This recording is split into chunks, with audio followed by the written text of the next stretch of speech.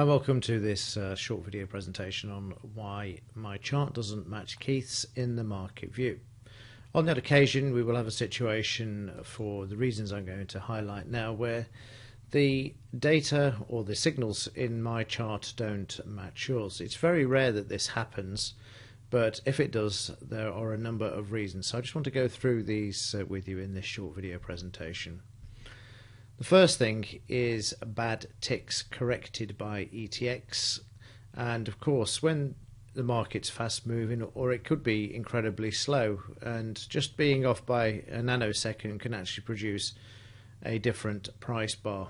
Now the way to correct this is what I do before the market opens at 2:30 for the Dow, traded in the UK of course, is that I will reload the charts 10 minutes beforehand, and this will pull in all of the corrected and accurate historical data if there has been any bad ticks. Again, this is a rare event, but should it happen, this is the way to do it. So just to cover myself each day, 10 minutes before the Dow opens, I reload the work chart, pull in the clean historical data just in case there have been some bad ticks, and then this generally takes care of it. The other thing is the default settings. Now if you don't have the default settings such as the markup, the number of bars to markup, etc., then this can cause signals to look different to mine as well, as can also having unqualified PTPs not checked as well. So how to correct this is quite simple. If I go into the software and into options, you can actually reset to defaults. If you wanted to do so, you could do it this way. Alternatively, the default settings are in the manual, but I'll just cover these with you here as well. So in PTP settings, we want to show the PTPs. We don't want to show super PTPs, but we want to show the unqualified ones, and those are the grey diamonds or the grey circles for the PTPs. They show potential signals that were not qualified. I'm going to show V1 super PTPs, and the PTP strength is 8. Apply the low volume and hide PTPs outside of the primary trade times, and then finally we've got qualified PTPs of 3. In the triple X signals, we've got to show triple X's, show unqualified, just the same. Again, these grey diamonds here show the unqualified signals, and show unsuccessful are the black ones. Intensity 3 include A and B, and in the filter section apply low volume filter and hide triple X's outside of primary times.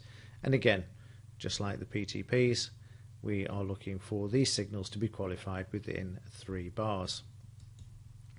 Inside the trade calculation for both, it's a 50% on entry, 10% for the initial stop, and that's all you have checked there. Also to show the scalp line, which is set to 20. In the triple X's, it's exactly the same. We've got 50% entry, 10% on the initial stop, and nothing in trailing stop, and then show the scalp as well. And then finally, in the trade markup, you want to make sure that you have the first 3 selected, markup both, and only markup trades on both on bars with a range of at least 8 points, but no more than 20. And then put a check mark in here to make sure that you use the range values to restrict chart signals. And then of course we've got long trade lines and short trade lines, and then the font size as well, which is what we've got there. And the profit line is to show outside of market hours 3, during market hours is 1, so we'll click apply. And that's the default settings. And finally, we go back. The last thing that we've got is that you may be connected to a different server with ETX. And again, different servers could have the odd bad tick of data or slightly different prices, well, which could cause this. So if we come over to ETX accounts, and then I'm just going to click on this here. I don't think you can quite see this, so let me just see if I can drag this down for you. I'm just going to bring this down, and then I'm just going to click on it again. So now you can see I'm on live server 1, and just below this we've got another live server. Let me just drag it down a bit more. So there you can go see live 01B and live 01. So you may be on a different server as well, depending where you're located, but normally the default is live 01, so that could be an issue as well. But like I say, this is not something that happens all of the time. It is a rare occurrence. It's not something to be too concerned about. It just happens on the odd occasion. So again, check these, or to not check, but first thing, make sure that you reload the charts 10 minutes before. This will take care of any historical or overnight bad ticks, and then bring the historic data up to date.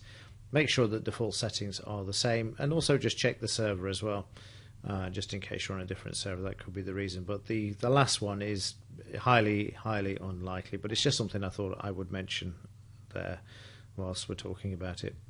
Right, that's it. I will see you in additional videos. Thanks for watching. Any other questions, please do get in touch. That's what we're here for. See you next time.